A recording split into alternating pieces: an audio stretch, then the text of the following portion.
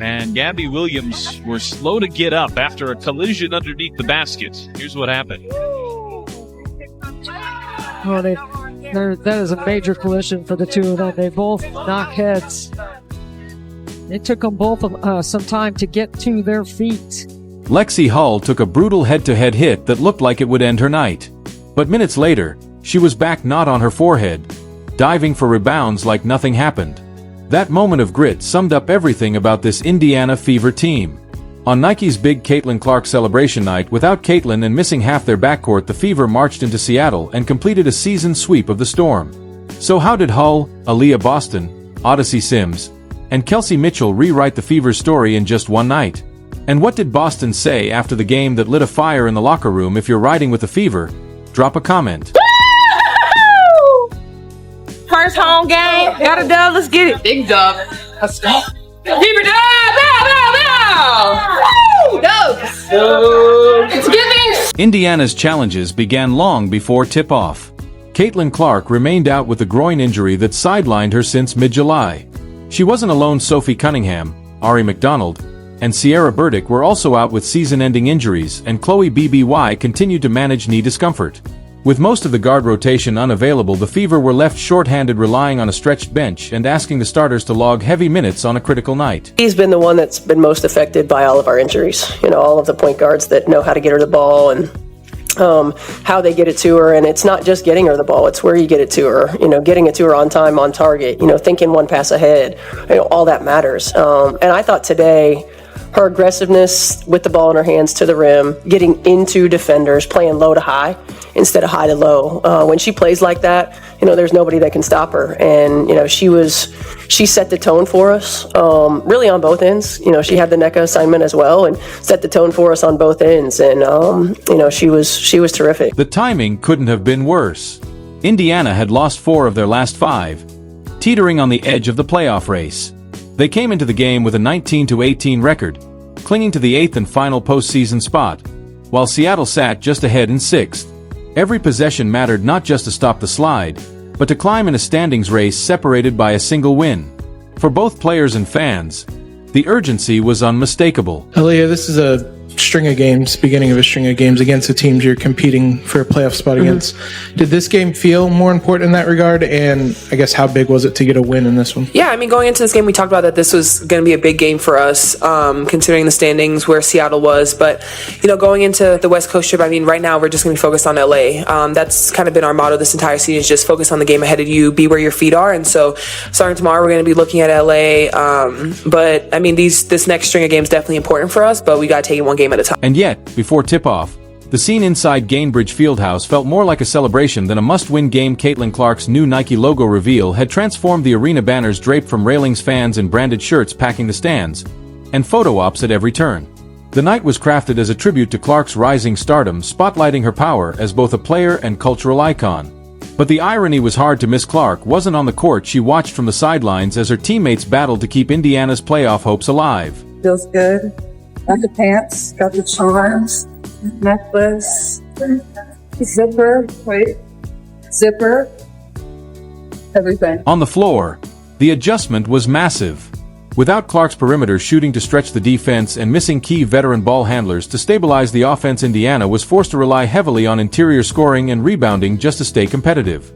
Seattle, with a seasoned core still jockeying for playoff position, looked primed to exploit the Fever's thin rotation.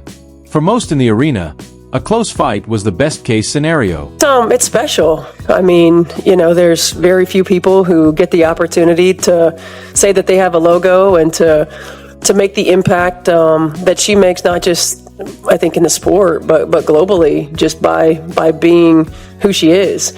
She's a connector. She brings people together. And, I think for us to be a part of that, and whether it's, as simple as being able to celebrate all of these things with her, or, as much as walking out into the arena and seeing the whiteout on the chairs out there, it's really cool. And it's really special I'm talking about it right now, and just feeling the intense gratitude for me personally, being in women's basketball, to be able to be a part of this moment and to celebrate. Still, the Fever carried themselves with a different kind of energy. Instead of letting injuries or off-court distractions define the night, They treated it like a gut check, a test of toughness. Defensive rotations were tighter. Box-outs came with extra contact. And the crowd, drawn in by Clark's courtside presence but hungry for someone else to rise, began to rally behind the grit unfolding on the floor.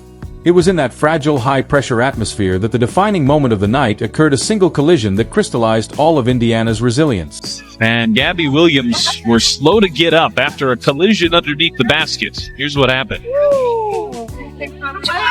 Oh, that is a major collision for the two of them. They both knock heads. It took them both some time to get to their feet. It happened in the first quarter. Lexie Hull and Gabby Williams dove for a loose ball under the basket when their heads collided with a sickening thud. The sound echoed through the arena as both players collapsed to the floor. Williams stayed on the bench, but Hull walked straight to the locker room, clutching her forehead. Cameras caught the swelling, forming almost instantly a sharp, visible bump that made fans inside Gainbridge and viewers at home wince.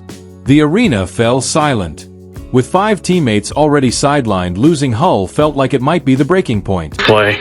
Well, I didn't know exactly what happened when it happened. It was kind of just like a clash. But looking at the video, it just, Gabby and I ran into each other. Unfortunate, unlucky. I think we both have knots on our heads, so we both kept playing, so it's all right. Were you pretty dazed when you... Yeah, I think it's more of like what just happened, big collision. I just need some time. Felt my face, felt a growing knot, so that doesn't feel... Most fans assumed her night was over.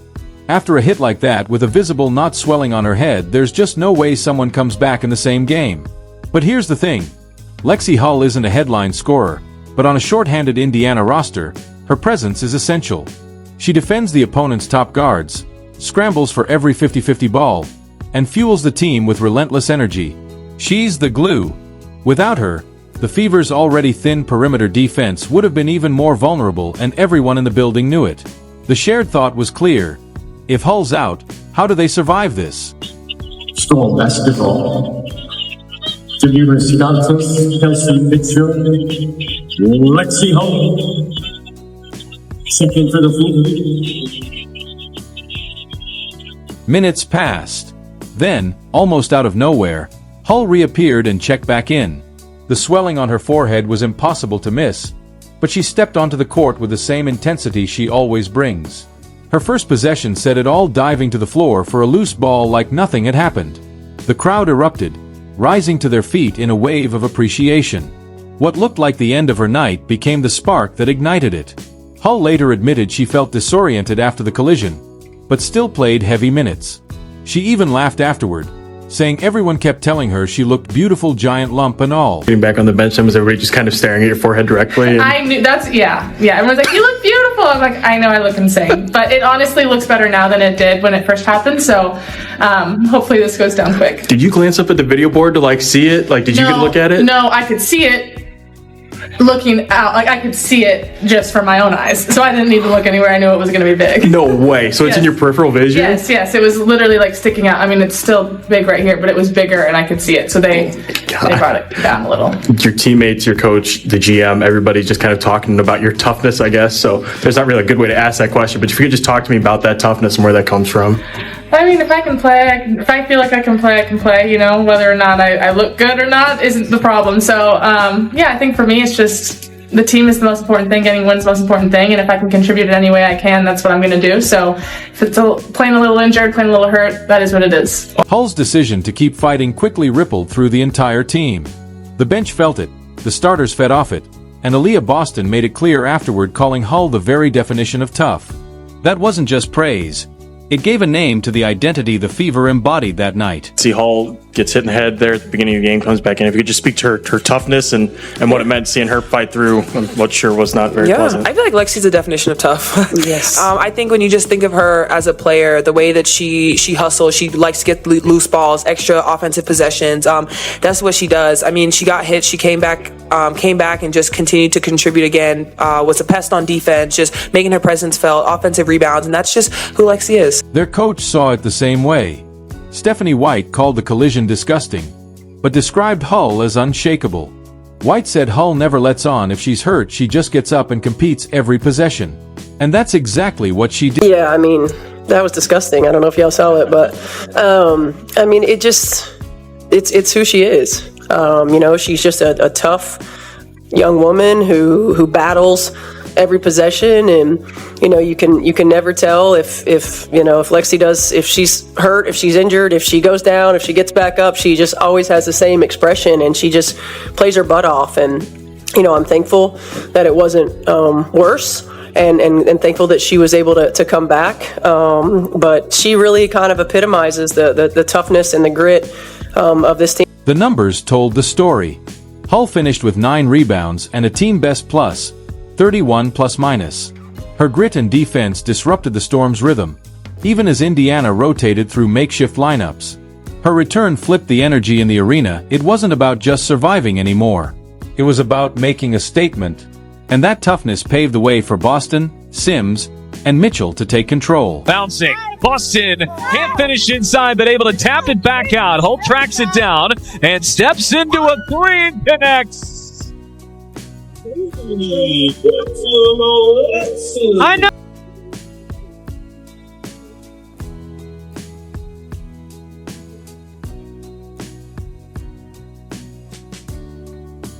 With the guard rotation stretched thin, everything for Indiana shifted inside, and Aliyah Boston made sure Seattle felt it on every single possession. She poured in 27 points, grabbed 9 rebounds, and made life a nightmare for anyone who dared to stand in her way.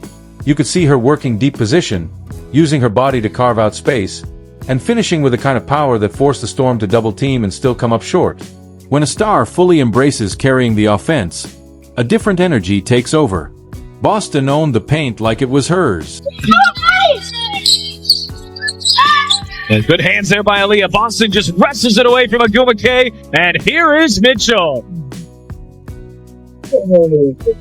Usually you'd have a 2-for-1 right here if you had Caitlin Clark on the floor, but without Caitlin Clark, you really need to get a good look. They do get a good look, and it's Boston to Mitchell. Here is Boston going at the rookie. Boston using her strength to get to the rim. That 1-4 dribble puts the shot blocker inside the cylinder of... Seattle had no answer. By halftime, their front court looked overwhelmed, outmatched by Indiana's relentless presence. The Fever dominated the boards 42-21, a staggering margin at this level. Every missed shot seemed to bounce right into Boston's hands, fueling second-chance points and breaking the Storm's rhythm. Seattle's guards tried to drive but kept running into traffic, and when nothing opened up beyond the arc, frustration began to show. It quickly turned into a one-sided battle inside, with Boston controlling the flow on both ends of the court.